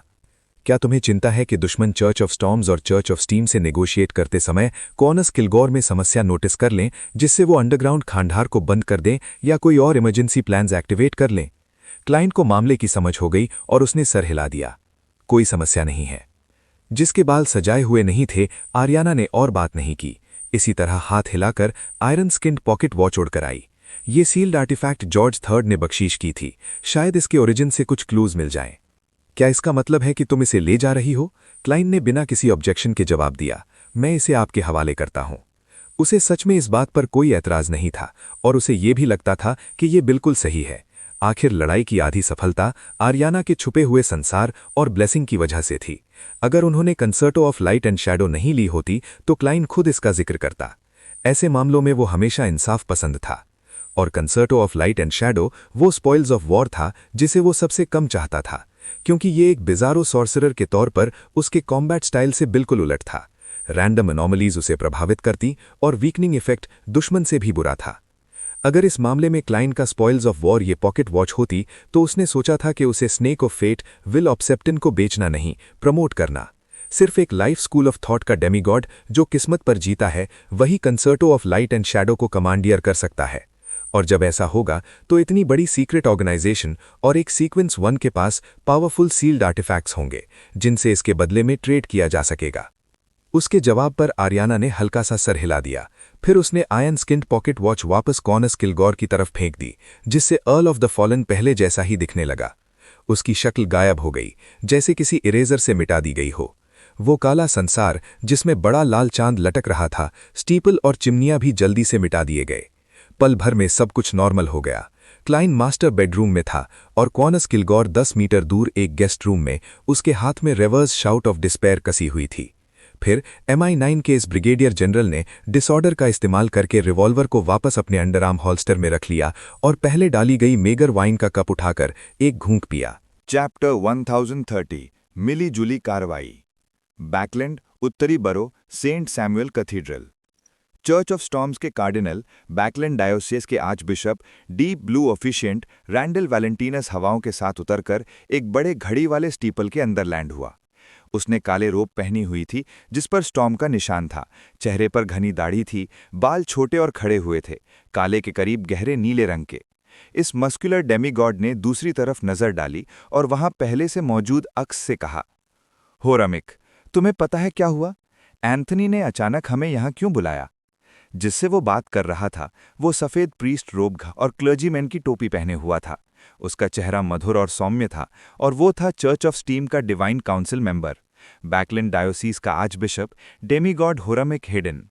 रैंडल का सवाल सुनकर होरामिक ने शांत भाव से जवाब दिया, मैं तुमसे ज्यादा देर पहले यहाँ नहीं आया। असल में मैं लेबोरेटरी से कुछ मिनट्स पहले ही निकला हूँ। वो सिर्फ एक क्लर्जीमैन ही नहीं बल्कि एक मशहूर साइंटिस्ट भी था। वो बैकलैंड यूनिवर्सिटी के फिजिक्स डिपार्टमेंट के एमेरिटस प्रोफेसर थे। रैंडल वैलेंटिनस कुछ कहने ही वाला था कि उसने अचानक एक अक्स को देखा जो तंग स्पाइरल स्टेयरकेस से चढ़कर उस चोटी की तरफ आ रहा था जहां लाल चंद की रोशनी नहीं पहुंचती थी। ये अक्स काले क्लर्जी रोब पहने हुआ था जिसमें लाल रंग के एक्सेंट्स थे। उसकी छाती पर 5 डार्क सेक्रेड एम्ब्लेम्स लटके हुए थे। उसका चेहरा साफ सुथरा था, आंखें गहरी, काली और शांत थीं। वो था चर्च ऑफ एवरनाइट के 13 आर्चबिशप्स में से एक, बैकलैंड डायोसीस का जिम्मेदार सेंट एंथनी स्टीवनसन। क्या कोई ऐसी बात है जो सुबह तक इंतजार नहीं कर सकती, या फिर चर्च ऑफ एवरनाइट के लोग रात को मामलों पर चर्चा करना पसंद करते हैं? डीप ब्लू ऑफिशिएंट रैंडल वैलेंटिनस ने पूछा। एंथनी स्टेयरकेस से ऊपर आकर रुका और गंभीर चेहरे से बोला, एक बहुत जरूरी मामला है। क्या है वो? रैंडल ने तुरंत पूछा। इस पल होरामिक हाइडन ने भी एंथनी स्टीवनसन की तरफ देखा, उसके जवाब का इंतजार करते हुए। ऐसी सिचुएशंस में होरामिक को खास तौर पर चर्च ऑफ स्टॉर्म्स के लोगों की मौजूदगी पसंद थी। इसका मतलब था कि वो खुद ही सवाल पूछ लेते थे और उसे किसी भी तरह की डिप्लोमेसी की ज़रूरत नहीं होती थी, उसे कुछ और कहने की ज़रूरत नहीं पड़ती थी। एंथनी ने उन्हें अलग अलग देखा और कहा, ये रॉयल फैमिली से जुड़ा है, मैं मैम आर्याना को इसका जिक्र करने देता हूँ। जब ही उसने ये कहा, एक नंगे पांव जुड़े हुए बालों वाली महिला अक्स सीधी चोगा पहने हुए जिसके कमर पर छाल की पट्टी थी, छायाओं से तेजी से आउटलाइन बनाकर प्रकट हुई। इस अक्स को देखकर रैंडल और होरामिक ने तुरंत सिर झुका दिया। शुभ संध्या मैम आर्याना। उनके चेहरों पर एक साथ गंभीरता छा गई, क्योंकि उन्हें अंदाजा था कि आज रात जो मामला हो रहा है वो कितना महत्वपूर्ण और क्रूशल है। एक ग्राउंडेड एंजल के प्रकट होने की बात छोटी मोटी नहीं थी। इसी दौरान वो बेचैन हो गए। उन्हें एहसास हुआ कि उन्हें पता ही नहीं चला कि एवरनाइट क्लॉइस्टर की ये matron, servant of concealment, ma'am Ariana Backlund कब आई। नॉर्मल हालात में तीनों चर्चिल्स, रॉयल फैमिली और फौज एक खास हद तक मिलीजुली कोऑपरेशन रखती थीं। ग्राउंडेड एंजल्स और ग्रेट जीरो सील्ड आर्टिफैक्ट्स बैकलैंड में प्रकट नहीं होते थे। शुभ संध्या आर्चबिशप्स। आर्याना ने बिना किसी घमंड के जवाब दिया। फिर उसने अपना दाहिना हाथ उठाया और हवा में पकड़ लिया। एक हल्की सी रोशनी निकली और अंधेरे के साथ मिलकर एक दृश्य बना दिया। ये थी पूरी बातचीत आर्याना और कुनास किलगौर के बीच। ये राज जो लगता है काफी देर से छुपा हुआ था, आखिरकार दूसरों के सामने आ गया। देखते हुए डीप ब्लू ऑफिशिएंट रैंडल वैलेंटिनस से रह नहीं गया। ये सच में सीक्वेंस 4 तक एडवांसमेंट कर लिया और डेमीगॉड बन गया। इस आर्चबिशप को कुनास किलगौर जानता था। वो पहले मानता था कि MI9 के ये डेप्यूटी डायरेक्टर सिर्फ सीक्वेंस 5 हैं और एक सील्ड आर्टिफैक्ट का सहारा लेते हैं, जिसके गंभीर नेगेटिव इफेक्ट्स हैं डेमीगॉड लेवल की कॉम्बैट स्ट्रेंथ हासिल करने के लिए। उसने कभी नहीं सोचा था कि ये सिर्फ एक डिस्गाइज है। चर्च ऑफ स्टॉर्म्स का फौज पर प्रभाव दूसरी तो बड़ी चर्चेस से ज्यादा था। किसी ने रैंडल का जवाब नहीं दिया। जब पूरी तरह राज खोल दिया गया, होरामिक ने कहा, एक तरफ ब्लड एम्परर का एक सीक्रेट घादड़ और बड़ी संख्या में लोग भेजना, इन 2 पॉइंट्स को मिलाकर कुछ अच्छा नहीं हो सकता। बिल्कुल, रैंडल ने सहमति में सिर हिलाया। चलो अभी खादड़ की तरफ चलते हैं। एरियाना ने आसपास देखा और शांत भाव से कहा, ये रॉयल फैमिली और राजा से जुड़ा है। बेहतर होगा कि तुम अपने अपने होली सी से अनुमति ले लो। इस फरिश्ते की भाषा में होली सी उनकी अपनी अपनी चर्च के हेडक्वार्टर्स का जिक्र करती थी, चर्च के पावर के कोर सीट का। ठीक है, दोनों आर्चबिशप्स ने बिना किसी झिझक के जवाब दिया। थोड़ी देर बाद डीप ब्लू ऑफिशिएंट रैंडल वैलेंटिनस और होरामिक हाइडन ने अपने साथ लिए हुए सील्ड आर्टिफैक्ट से फीडबैक लिया। एंथनी और आर्याना के साथ मिलकर वो उस ब्लड एम्परर के खादड़ की तरफ चले गए जहां कुनास किलगौर पहले गया था। आर्याना ने फिर एक iron black coat of arms निकाला जिस पर कॉम्प्लिकेटेड सिंबल्स थे और उसे एक्टिवेट करने की कोशिश की। उसने कोई डिस्गाइज की कोशिश नहीं की और वहां शांत खड़ी रही, जैसे उसे इस बात की चिंता नहीं थी कि खादड़ के गार्ड्स उसे पहचान लेंगे। सर्वेंट ऑफ कंसीलमेंट के एक्शंस देखते हुए होरामिक सोच में डूब गया। रैंडल शांत था और नहीं मानता था कि इससे कोई समस्या होगी। अंडरग्राउंड खादड़ में एक अजीब मेटल पेडिस्टल पर एक भूतिया नीली बीम ऊपर उठी और एक दरवाजा बना दिया। 4 काले आर्मर पहने गार्ड्स ने तुरंत घोंसली ब्लू बीम के जरिए बाहर की सिचुएशन ऑब्जर्व की और पहले से तय मेथड को इस्तेमाल करने की सोची कि समनर कहीं डिस्गाइज तो नहीं है, ताकि डिसाइड कर सकें कि दरवाज़ा खोलना है या नहीं। लेकिन उन्होंने कुछ नहीं देखा। बाहर का इलाका खाली था। जब ही उन्हें तीव्र बेचैनी और कन्फ्यूजन महसूस हुई, एक अक्स उनके पीछे तेजी से आउटलाइन बनकर प्रकट हुआ। वो कोई और नहीं, एवरनाइट क्लोस्टर की तपस्वियों की नेता आर्याना थीं, जो पैच्ड चोगा पहने हुए थीं। पल भर में चारों गार्ड्स गहरी नींद में सो गए। एंथनी, रैंडल और होरामिक एक एक करके अंडरग्राउंड खादड़ में दाखिल हुए। उन्होंने सीधे नीचे जाने वाले रास्ते पर नहीं गए, बल्कि वो हॉल से गुजरे, हवा में तैरते हुए सब कुछ देखने लगे। ये अंधकार का राज था। कम मात्रा में रोशनी अलग अलग जगहों से उगते हुए अजीब मौज से आती थी और इंसानी साइज की बिल्डिंग से आती हुई जलती हुई मशाल से। उनकी रोशनी से रात की नज़र न रखने वाले बियॉन्डर्स भी बड़े खादड़ की ओवरऑल अपीयरेंस समझ सकते थे। एक तरफ एक सीवार चट्टान की दीवार थी, वो ऊपर की तरफ बेइंतहा बढ़ती थी और लगता था जमीन से जुड़े हुए। दूसरी तरफ एक बेपैठा अंधकार घाटी थी, जैसे वो अबिस हो जहां डेविल रहते हों। बीच में पत्थरों की सिलाओं से बना रास्ता था जो हॉल्स और बिल्डिंग्स को आपस में जोड़ता था। बीच बीच में खामोशी से आने जाने वाले लोग दिखाई देते थे। तीनों चर्चेस के आर्चबिशप्स कुछ लोगों को पकड़कर उनसे अंदर की सिचुएशन के बारे में इंटरोगेशन करने ही वाले थे कि एक अक्स अंधकार की घाटी से उड़कर सीधे डेमीगॉड्स की तरफ आ गया। अक्स का चेहरा लंबा था, सफेद हेयरनेट पहना हुआ था।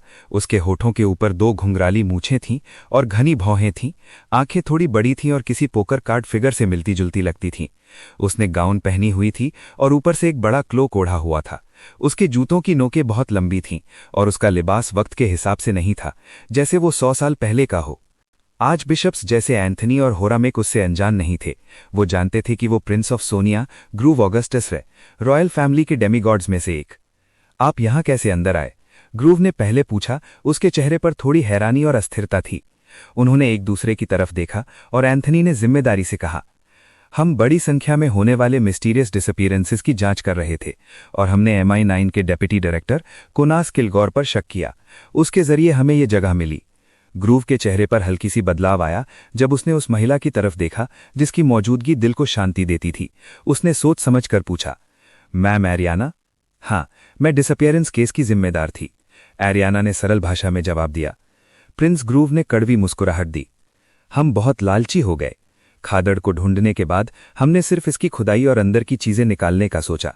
इस राज को छुपाने के लिए हमने डेमिनिस सेक्ट के साथ कुछ कनेक्शंस भी बना लिए। उनके जमा किए हुए लोगों के जरिए हमने एक पैसेजवे बनाई और कुछ रिचुअल्स किए।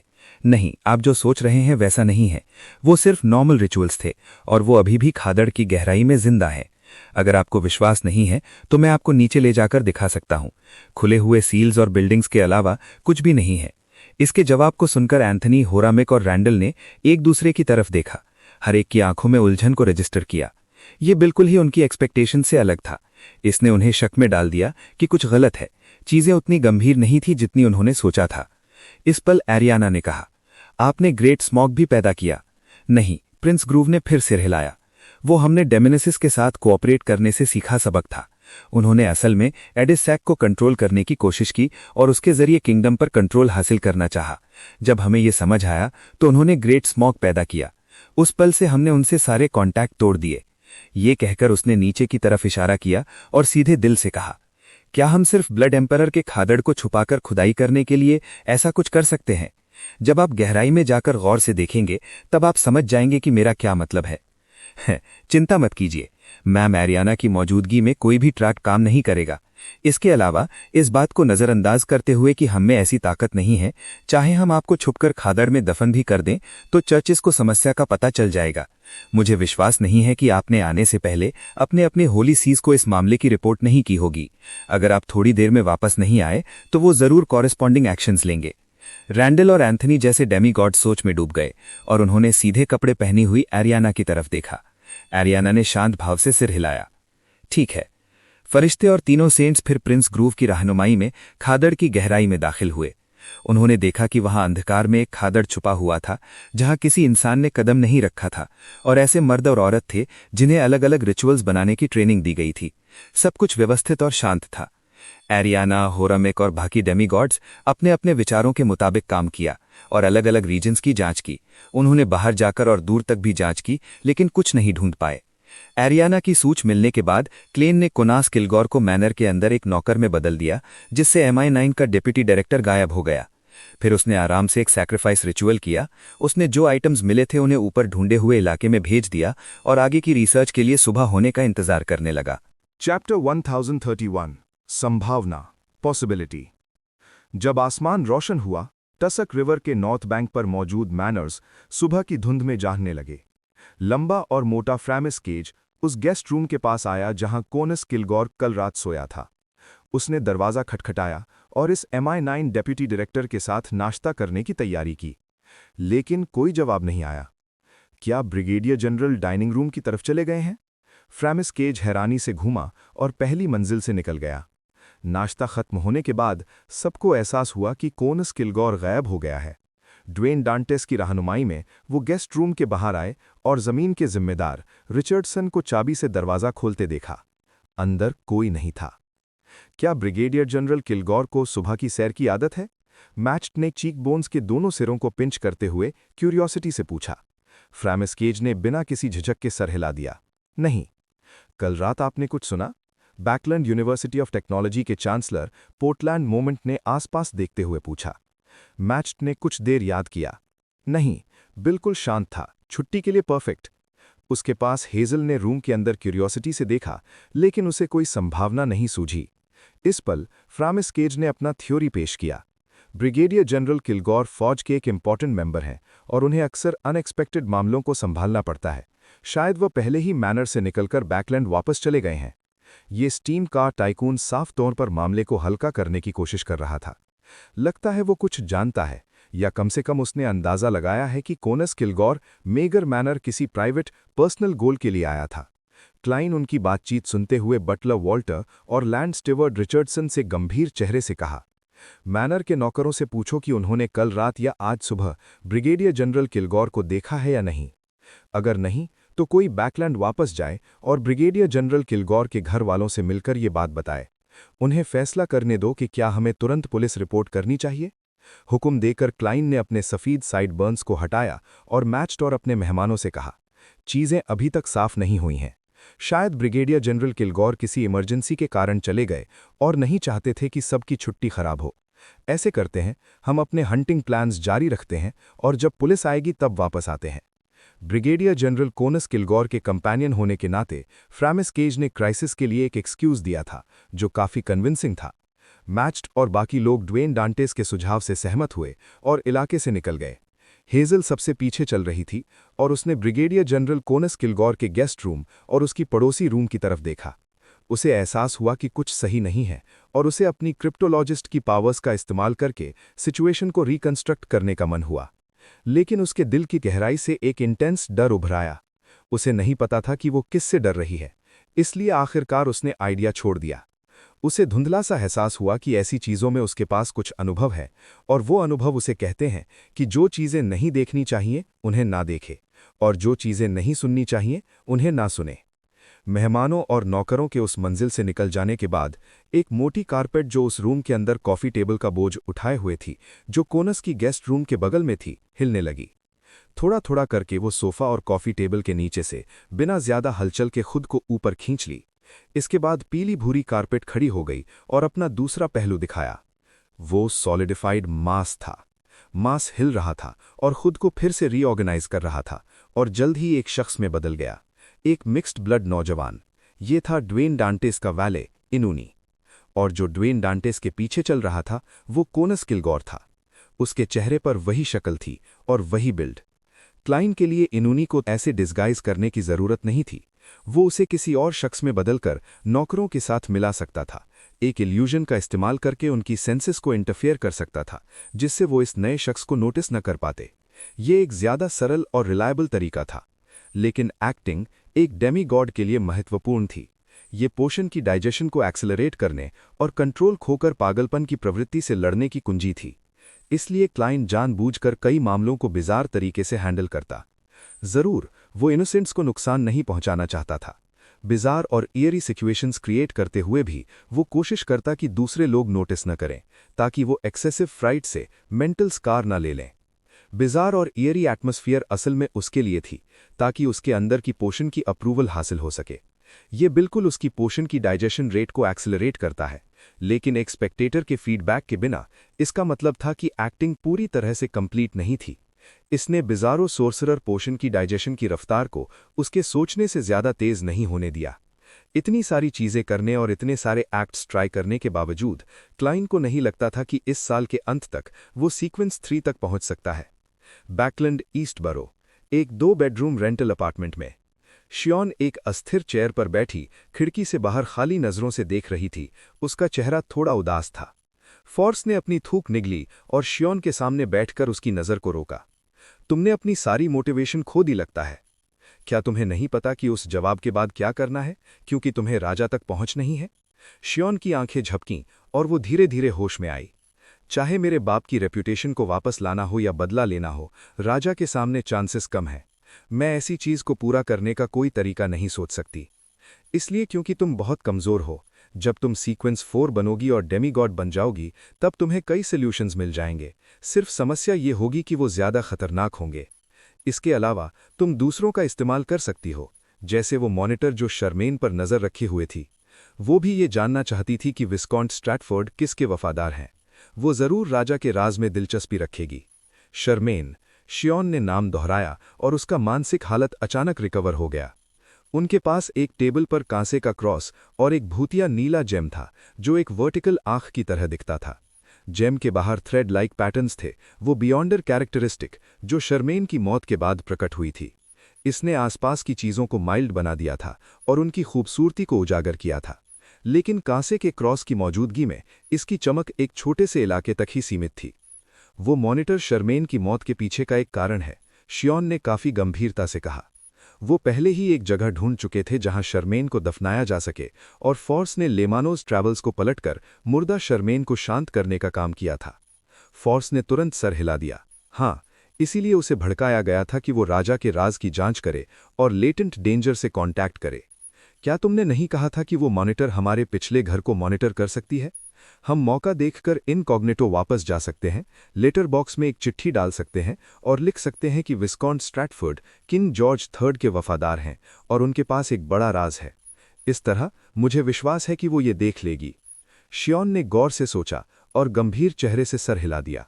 ठीक है, अगले काम की बातचीत खत्म करने के बाद फोर्स खड़ी हो गई और कांसे के क्रॉस की तरफ इशारा किया। अब वक्त आ गया है कि हम मिस्टर फूल को अपनी वफादारी दिखाएं, सारी मदद के लिए जो हमें मिली है। मैं अभी उसे मिस्टर फूल को सैक्रिफाइस करने की सोच रही हूं। तुम्हें कोई ऐतराज तो नहीं है ना? नहीं, शियोन ने बिना झिझक के जवाब दिया। Megger manner. दूसरी शाम थी। कोनस किलगौर के घर वालों से वापस खबर आई थी कि इंतजार करें, क्योंकि ये MI9 डेप्यूटी डायरेक्टर अक्सर ऐसे ही एक्ट करता है, नेशनल सिक्योरिटी से जुड़े मामलों में शामिल रहता है। इसलिए मैच्ड और बाकी लोग घबराए नहीं। उन्होंने अपने शिकार किए हुए जानवरों का इस्तेमाल करके मैनर के लॉन के पीछे पार्टी में बॉनफायर पर उन्हें भूना। साहिबों को बाजू लपेटे हुए रोस्टिंग रैक के आसपास बिजी देखकर, महिलाओं को कभी कभी मदद करते हुए और बच्चों को बेसब्री से दौड़ते देखकर क्लाइन ने मेगर मैनर की एक शानदार स्वीट वाइट वाइन का कप हाथ में लिया और एक सफ़ेद लकड़ी की कुर्सी पर बैठ गया, होठों पर मुस्कुराहट ले आए। उसके पास उसका मिक्स्ड ब्लड वैले इनोनी सीधा खड़ा था, आदेशों का इंतजार करते हुए। और मैनर की मेन बिल्डिंग के एक खास कमरे में एक जोड़ी आंखों ने खामोशी से नीचे देखा। वो एक ऐसे शख्स की थीं जो बिल्कुल इनोनी जैसे दिखती थीं। शाम की हवा चली। जब क्लाइन उठकर दिखाने ही वाला था कि रोस्टिंग रैक पर देसी स्टाइल में मीट रोस्टिंग क्या होता है, उसने अचानक अपने सामने एक अक्स को फेज होते देखा। वो आर्याना थीं जो एक सीधी चोगा पहने हुए और छाल की पट्टी कमर पर बांधे हुए थीं। ये सर्वेंट ऑफ कंसीलमेंट ड्वेन गांटेस की तरफ देखते हुए बोली, अंडरग्राउंड खंडहर में कुछ खास नहीं था। उसने फिर वो मुख्य बातें बताईं जो उसने और तीनों आर्च बिशप्स ने देखीं, और Prince of Sonia Grove Augustus दिया गया एक्सप्लेनेशन। ये तो सेंस नहीं बनता। क्लाइन के मन में पहला विचार शक का था। जब विस्कॉन्ट स्ट्रैटफर्ड के पास सेंट ऑफ वाइट कैटरीना ने मदद की थी, इसका साफ मतलब था कि राजा की फैक्शन ने डीमन सेक्ट से सारे टाइज नहीं तोड़े थे। बैकलैंड की ग्रेट स्मॉग के हो चुके होने के प्रेमिस पर डीमन सेक्ट के साथ उनके कंटिन्यूड रिलेशनशिप का मतलब ये था कि ये सिर्फ ब्लड एम्परर के खंडहर को अपने पास रखने की चाह से एक्सप्लेन नहीं किया जा सकता। इतनी गहरी कोऑपरेशन के साथ क्या डीमन सेक्ट और प्राइकोलॉजिस्ट एल्केमिस्ट्स स्पॉइल्स नहीं बांटना चाहते? अगर ऐसा है तो वो तीनों चर्चेज की मदद क्यों नहीं मांगते? क्लाइन इंस्टिंक्टिवली मानता था कि खंडहर की समस्या को असल में डिस्कवर नहीं किया गया था। उसे शक था कि पूरे प्रोसेस में लीक हो गया था, जिससे राजा ने तैयारियां कर लीं। मैम एरियाना की मौजूदगी में डिविनेशन और प्रोफेसी के तरीकों से कुछ गड़बड़ ढूंढ पाने की संभावना एलिमिनेटेड हो जाती है। मेरे कोनस किलगौर को मारने से लेकर तीनों चर्चेज की जॉइंट ऑपरेशन तक इस बात को जानने वाले लोगों की संख्या 10 से ज्यादा नहीं है, और ऊपर से वो हर चर्च के हाई रैंकिंग मेंबर्स हैं। कैसे मुमकिन है कि लीक हुआ? विस्कॉन्ट स्ट्रैटफर्ड की समस्या की वजह से खंडहर के लोगों ने कंटिजेंसी प्लान्स डिप्लॉय किए? नहीं, उसका स्टैंडिंग इतना नहीं था। कोनस किलगौर को भी एग्जैक्ट सिचुएशन नहीं पता था, उससे तो दूर की बात। वो सिर्फ डीमन सेक्ट से कॉन्टैक्ट और पेरिफेरी के मामलों का जिम्मेदार था। उसे अंडरग्राउंड खंडहर का पता भी नहीं होगा। क्लाइन के विचार तेज दौड़ने लगे, कारण ढूंढने लगे। उसने पहले विस्कॉन्ट स्ट्रैटफर्ड की वजह से तैयार होने की संभावना को एलिमिनेट कर दिया। आखिरकार रॉयल गार्ड्स के कैप्टन की मौत इतनी महत्वपूर्ण या क्रूशल नहीं थी, इसलिए सिचुएशन को एक्सप्लेन करने वाली बहुत कम संभावनाएं थीं। एक इस सीक्वेंस ऑफ इवेंट्स में राज जानने वाले किसी शख्स ने जाने अनजाने में खास कारणों से मामला लीक कर दिया। दो, उन्होंने कोनस किलगौर की सीमिंग चैप्टर 1032 जबरदस्ती से पाक, फोर्सफुल प्यूरिफायर। अपने विचारों को काबू करते हुए और अपने सामने मौजूद कंसीलमेंट की फरिश्ते की तरफ देखकर क्लेन ने अपने शब्दों पर गौर किया। क्या यह संभावना है कि आपने जो खंडहर देखा वो असल में इमेजिन्ड था? उसने सीधे एडम या क्वाइलाइट हर्मिट ऑर्डर का जिक्र नहीं किया। डर इस बात का कि अरियाना के कंसीलमेंट जोन में ऐसी बातें करने पर भी वो एडम सुन ले जो स्पेक्टेटर पाथवे की यूनिकनेस और हाल ही में प्राप्त की गई 008 का इस्तेमाल करता है। क्योंकि वो अरियाना के संसार के कंसीलमेंट के अंदर था, क्लेन को विश्वास था कि एडम और ट्वाइलाइट हर्मिट ऑर्डर के बारे में सोचना कोई समस्या पैदा नहीं करेगा, लेकिन उसे जुबान पर लाना जरूर समस्या पैदा कर सकता है। आखिर मिस्टर दोर पहले एम्परर रोजेल के साथ एडम के बारे में आसानी से बात कर सकता था, सिर्फ एक सीक्रेट सॉर्सरर की सीक्रेट कीपिंग बियॉन्डर पावर्स की वजह से नहीं, बल्कि इसलिए भी कि वो भी एक किंग ऑफ एंजल्स था। एडम और अमोन से कम दर्जे का नहीं, शायद उनसे भी ज्यादा। इमेजिन्ड? अरियाना ने क्लेन के कीवर्ड को हल्के से दोहराया, जैसे उसे कुछ समझ आ गया हो। उसके स्तर पर उसे प्राचीन इतिहास और 20 पाथवेज की मुख्य विशेषताओं से अनजान नहीं थी, और ऊपर से वो एक ऐसी फरिश्ते थी जो कंसीलमेंट के अधिकार को प्रतीक करती थी। उसे चर्च की सारी कॉन्फिडेंशियल इन्फॉर्मेशन पढ़ने की सबसे ऊंची क्लियरेंस हासिल थी। कुछ सेकंड्स बाद अरियाना ने ड्वेन डांटेस की तरफ देखा जो वहीं बैठा हुआ था।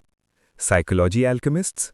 कोनास किलगोर के बयान से साफ था कि राजा की फैक्शन साइकोलॉजी एल्केमिस्ट्स के साथ काम कर रही थी, और ये एक ऐसी ऑर्गेनाइजेशन थी जिसके कब्जे में स्पेक्टेटर पाथवे थी। क्लेन ने पहले सर हिलाया और फिर जोड़ा। उनके हायर अप्स में शायद इमेजिनेशन को रियलिटी में बदलने की क्षमता नहीं है। इस दुनिया में सिर्फ एक या दो लोग हैं जिनके पास ऐसा अधिकार है। अरियाना ने सोचते हुए सर हिला दिया। मैं समझ गई। अब जब अंडरग्राउंड खंडहर हमारे लिए खुला हुआ है, मैं मौका देखकर इसकी तस्दीक करूंगी। अगर ये सच है तो इसका मतलब है कि चर्च ऑफ स्टीम और स्टॉर्म्स के एक या कई आर्च बिशप्स उसके लिए काम कर रहे हैं। उसने चर्च ऑफ एवरनाइट के अपर एचलॉन्स में समस्या होने की संभावना नहीं उठाई, क्योंकि गॉडेस के पास कंसीलमेंट का अधिकार है। लंबी देर तक ऐसी बातें उससे छुपाना बहुत मुश्किल है। क्लेन से रह नहीं गया और हैरानी से पूछा, क्या अंडरग्राउंड खंडहर तीनों चर्चेस के लिए खुला छोड़ दिया जाएगा? हाँ, अगर वो सच में इमेजिन्ड है तो इसका मतलब है कि उनकी कोऑपरेशन सफलता के किनारे पर है और उन्हें बस चीजें थोड़ी देर के लिए देरानी है। ये भी वही है जो मैं सोच रहा हूं। वक्त की लहर सब कुछ डुबाने आ रही है। शुक्र है मैं पहले से ज्यादा तैयार हूं। मेरे पास अब एक डेमीगॉड लेवल का मैरियनेट है और कुछ एरियाज में वो मुझसे भी ज्यादा ताकतवर है। आखिर वो मेरी बियॉन्डर पावर्स का इस्तेमाल कर सकता है, जबकि मैं उसकी नहीं। जब तक मैं बिजारो सॉर्सरर पोशन को जल्दी डाइजेस्ट नहीं कर सकता और एडवांसमेंट नहीं ढूंढ सकता। अपने मैरिनेट को मजबूत करना भी खुद को बचाने का एक इफेक्टिव तरीका है। मैं सैंग्विन और मिस शैरन की रोज स्कूल ऑफ थॉट के खिलाफ साजिश पर भी ध्यान दे सकता हूं। क्लेन के विचार तुरंत साफ हो गए। उसने अपने विचारों को काबू किया और ऐसे ही पूछा, क्या तीनों चर्चेस प्रिंस ग्रोव के एक्सप्लेनेशन पर शक करती हैं? वो नहीं करते। अरियाना ने सीधे दिल से सर हिला दिया। कोनास किलगोर ने कैटरीना का जिक्र किया था, लेकिन आपके पास एविडेंस नहीं है। आखिर वो इस तरीके से एक्सप्लेन कर सकते हैं कि डेमिनिश सेक्ट से अलग होने के बाद कैटरीना को बातचीत करने और सुलह करने की कोशिश के लिए भेजा गया था, लेकिन बेरहमी से रिजेक्ट कर दिया गया। इस प्रोसेस में जबकि वो एक दूसरे के राज जानते थे, किसी ने मीटिंग में कोई एक्शन नहीं लिया। फिर ये एक्सप्लेन किया जा सकता है कि कोनास किलगोर, एक डेमीगॉड जो इस मामले में शामिल नहीं था, ने गलती से सोचा कि कोऑपरेशन अभी भी जारी है, और एक एंजेलिक फैमिली का सामना करते हुए जो कम से कम आधी फौजी ताकतों पर राज करती है, तीनों चर्चेस उसके साथ डेकोरम तुरंत नहीं खोएंगी जब तक एविडेंस ना हो। पहले वो एक नहीं है, और उन्हें ये भी सोचना होगा कि अगर सिविल वॉर शुरू हो गया तो फेनेपॉटर, इंटिस जैसे देश और eternal blazing sun, god of combat, earth mother और god of knowledge and wisdom की चर्चेज मौके का फायदा उठाने की कोशिश कर सकती हैं। क्लेन ने तुरंत प्रेजेंट सिचुएशन का एनालिसिस कर लिया। उसने बस इतना कहा, वाइकाउंट स्ट्रैटफर्ड की तरफ सेंट ऑफ वाइट कैटरीना के प्रकट होने के निशान थे। मैं उसे ढूंढने की कोशिश करूंगा। इसके अलावा क्लेन अभी भी खतरनाक ट्रिसी को ढूंढना और उसे खत्म करना चाहता था, अपनी उस गलती का बदला लेना जिसमें उसने उसे सिर्फ इस्तेमाल करने के लिए छोड़ दिया था। उसकी वैल्यू बिल्कुल भी इतनी खतरनाक नहीं थी जितनी वो खुद थी। मैं भी ऐसी ही कोशिश करूंगी। अरियाना ने इशारा किया कि वो कैटरीना के क्लू की जांच करेंगी। ये कहना पड़ेगा कि मैम अरियाना का मामलों पर चर्चा करते वक्त मेरा साथ देने का तरीका काफी दिलासा बख्श है। वो किसी फरिश्ते या आर्च बिशप वाला कॉन्डिसेंडिंग एटीट्यूड नहीं दिखाती। वो बिल्कुल मुझे एक बराबर समझती हैं। अरियाना के शब्दों के बाद क्लेन को एक अजीब सी हार्ट वार्मिंग फीलिंग महसूस हुई। उसने बदले में पूछा, क्या साइकोलॉजी एल्केमिस्ट्स का हाइविन रैम्बिस पकड़ा गया है? ये कोनास किलगोर के टेस्टिमनी में मिली जानकारी में जिक्र किए गए मुख्य पेट्रन्स में से एक था, राजा की फैक्शन की साजिश को एक्सपोज करने वाले क्लूज में से एक। वो गायब हो गया है, अरियाना ने सरल शब्दों में जवाब दिया। जैसे उम्मीद थी, लीक होने की संभावना फिर से बढ़ गई। हाइविन रैम्बिस अंडरग्राउंड हो गया है, लेकिन इसका यह मतलब नहीं कि वो मिस जस्टिस और दूसरे मेंबर्स से सीधे कांटेक्ट नहीं कर सकता। जब वक्त आएगा, मिस जस्टिस उसे पहले से ही नफरत करती हैं। सिर्फ समस्या यह है कि क्या एडम बैकलैंड में प्रकट होगा और इमेजिन करेगा फेक खंडहर। अगर ऐसा हुआ तो हाइविन रैम्बिस पर हमला करने का मतलब यह है कि नॉन जीरो प्रोबेबिलिटी है कि वो इस किंग ऑफ एंजल्स की नज़र में है। शायद ऐसा भी हो सकता है कि वो हाइविन रैम्बिस के पास बेजाने बैठेगा। क्लेन जितना सोचता उतना ही उसका सरदर्द करने लगा। ये कहना पड़ेगा कि एक ऐसे दौर में जहां देवता कम ही असली दुनिया में उतरते हैं, दो भाई एडम और अमोन लेवल और ताकत की सीमा है। वो भयानक, ताकतवर, डरावने और मजबूत होने के पर्याय है। एक किंग ऑफ एंजल्स एक ऐसी मौजूदगी है जो देवता के सबसे करीब है। अमोन से कंपेयर करें, मैं एडम से ज्यादा डरता हूं। वो आपके पास बैठकर आपकी बातें सुन रहा होगा और आपको देख रहा होगा मुस्कुराते हुए, आपके सबसे सच्चे विचार पढ़ रहा होगा, आपको सबसे नेचुरल, लॉजिकल लेकिन अजीब तरीके से मरवा सकता है। इस बात पर सोचकर क्लेन से रह नहीं गया और आसपास देखा। डर इस बात का कि साफ सुथरे कपड़े पहने, हल्की दाढ़ी और सुनहरी आंखों वाला प्रीस्ट एक ट्रे लिए रोस्टिंग रैक के पास खड़ा हो, खाने का इंतजार करते हुए मुस्कुरा रहा हो। बिल्कुल, क्लेन ने कुछ भी डिस्कवर नहीं किया। अपने रिएक्शन को नोटिस करते हुए अरियाना ने शांत भाव से जोड़ा, वो यहां नहीं है। वाह, शुक्र है, कंसीलमेंट की फरिश्ते की आशीर्वाद है। क्लेन ने अपने विचारों को काबू किया और हल्का सा सर हिला दिया। लेडी की स्तुति करो। अरियाना ने भी लाल चंद का निशान बनाया। लेडी की स्तुति करो। उसकी शक्ल थोड़ी थोड़ी करके गायब हो गई, जैसे उसे मिटा दिया गया हो। फिर भी बॉनफायर पार्टी के मेहमानों ने तपस्वी के आने का बिल्कुल भी एहसास नहीं किया। क्लेन फिर से बैठ गया और अपनी सिचुएशन को दूसरे एंगल से एनालाइज करना शुरू किया। कोनास किलगोर बिना किसी वार्निंग के गायब हो गया। मैम अरियाना के पेश किए गए एविडेंस और उनके कहने के तरीके से इसका मतलब है कि MI9 का डिप्टी डायरेक्टर उनके कब्जे में है। दूसरे शब्दों में, कोनास किलगोर पर हमला बिल्कुल चर्च ऑफ एवरनाइट से जुड़ा है। कोनास किलगोर मेगर मैनर में गायब हुआ, जो ड्वेन डांटेस का है, और वो एवरनाइट गॉडेस का मानने वाला है। इस तरह ड्वेन डांटेस को कंफर्म किया जा सकता है कि चर्च ऑफ एवरनाइट का एक सीक्रेट इन्फॉर्मेंट है। इस तरह मेरी सेफ्टी की गारंटी हो जाती है, लेकिन मुझे ऑब्जर्वेशन और मॉनिटरिंग से बचना नहीं चाहिए। मैं होशियार रहूंगा। मुझे एक नए नौकर को जोड़ने का कारण सोचना होगा। मैं कोनास किलगोन या एनुनी को ऐसे छुपा नहीं सकता। इससे समस्या के पकड़े जाने की संभावना बढ़ जाती है। शायद मैं एक मैरिनेट को इंसानी चमड़ी के कपड़े में बदलकर दूसरे मैरिनेट के साथ मिला सकता हूं। सोचते हुए क्लेन उठा और स्वीट वाइन का ग्लास अपने पास रखी टेबल पर रख दिया। फिर वो मैनर की मेन बिल्डिंग की तरफ घूमकर चला गया और बाथरूम्स में से एक में दाखिल हो गया। फिर उसने 4 स्टेप्स काउंटर क्लॉकवाइज लिए और ढूंढे वाले एरिया के ऊपर पहुंच गया। उसने सी गॉड सेटअप को बुलाया और एनुनी के तौर पर मार्क किए गए प्रेयर पॉइंट का इस्तेमाल करके मेगर मैनर के हर कोने को ऑब्जर्व किया। इस प्रोसेस में क्लेन का दिमाग कुछ तना हुआ था। डर इस बात का कि वो एक ऐसा प्रीस्ट देखे जो सीधे कपड़े पहने हुए हो, दाढ़ी और सुनहरी आंखों वाला हो। जरूर इस प्रीस्ट को देखने की तुलना में वो इस बात से ज्यादा डरता था कि वो प्रीस्ट ऊपर देखे और उसे देखकर मुस्कुराए, अपने हाथ में वाइन का कप उठाए। खुशकिस्मती से एक सीरीज इंस्पेक्शंस के बाद उसने कंफर्म कर लिया कि मेगर मैनर में कुछ भी अनयूजुअल नहीं है। क्लेन ने आराम की सांस ली और अपनी स्पिरिचुअलिटी को वापस खींच लिया। फिर उसने लंबे धब्बे वाले टेबल पर रखे कांसे क्रॉस की तरफ नजर डाली। ये वो आइटम था जो द मैजिशियन और जजमेंट ने हाल ही में सैक्रिफाइस किया था। उन्होंने कहा था कि ये मिस्टर फूल के उसकी ब्लेसिंग्स के लिए शुक्रिया है और उम्मीद है कि ये मौजूदगी को खुश करेगा। लगता है इसका लेवल कम नहीं है। क्लेन ने कांटेदार क्रॉस को उठाया और डिविनेशन का इस्तेमाल करके तेजी से मिस्टिकल आइटम की बियॉन्डर पावर्स और नेगेटिव इफेक्ट समझ लिए। दोनों एक ही थीं। कांसा क्रॉस डिजेनरेशन, करप्शन, करोजन, अंधेरा, बुराई, बीमारियों और दूसरे डोमेन्स की ताकतों को साफ कर सकता था, तेजी से उन्हें बिल्कुल खत्म कर देता। इसी कारण से ये मिस्टिकल आइटम बियॉन्डर कैरेक्टरिस्टिक्स की मेंटल करप्शन को भी साफ कर सकता था। और इसी वजह से कि ये इतना ताकतवर प्यूरिफिकेशन था, इसीलिए कांसा क्रॉस दूसरी मिस्टिकल आइटम्स के साथ को एग्जिस्ट नहीं कर सकता या दूसरी बियॉन्डर कैरेक्टरिस्टिक्स के कांटेक्ट में नहीं आ सकता। ये एक ही शख्स पर मौजूद नहीं हो सकता। इसके अलावा ये इस्तेमाल करने वाले की बियॉन्डर कैरेक्टरिस्टिक को भी रिपेल करता है, हालांकि इतनी ऑब्वियस तरीके से नहीं। वक्त के साथ ये धीरे धीरे एक बियॉन्डर की कैरेक्टरिस्टिक सीप आउट करवा देता। इसका मतलब ये था कि अगर कोई कांसा क्रॉस को 1 घंटे से ज्यादा लेकर या पहने तो बियॉन्डर की सीक्वेंस कम से कम एक सीक्वेंस गिर जाती। 3 घंटे से ज्यादा नॉन डेमीगॉड्स बिल्कुल आम इंसान बन जाते। 6 घंटे से ज्यादा सीक्वेंस 4 और सीक्वेंस 3 सेंट्स भी अपनी बियॉन्डर पावर्स खो देते। एंजल्स पर इसका लगभग कोई असर नहीं था, क्योंकि उनके पास बियॉन्डर कैरेक्टरिस्टिक्स को तोड़ने की क्षमता थी। उनकी ताकत के सोर्स पर काफी मजबूत कंट्रोल था। इसका इस्तेमाल उन बियॉन्डर्स की कैरेक्टरिस्टिक्स वापस लेने के लिए किया